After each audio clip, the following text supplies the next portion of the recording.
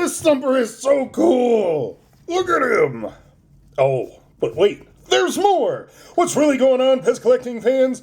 Josh the PEZ guy here on the PEZ Book channel.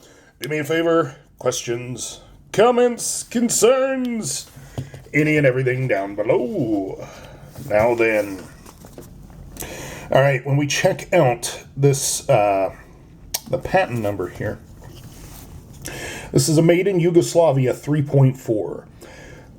Anything with a 3.4 patent from either Yugoslavia or Hong Kong, I'm definitely a big fan of. They offer a lot of different variations, including that you see there.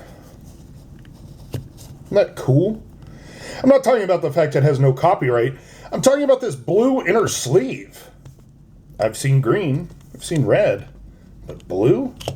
Whew, this is so cool. Look at this guy. Even blue from the bottom. Very cool coloring. Here, we'll try it this way as well. There we go. So yeah, this is something to look out for on your 3.4 Yugoslavia. Is not only the different inner sleeves, but they have some cool color stems too, a lot of marbleizing. But this Thumper, what a cool Thumper! Ah! So until next time.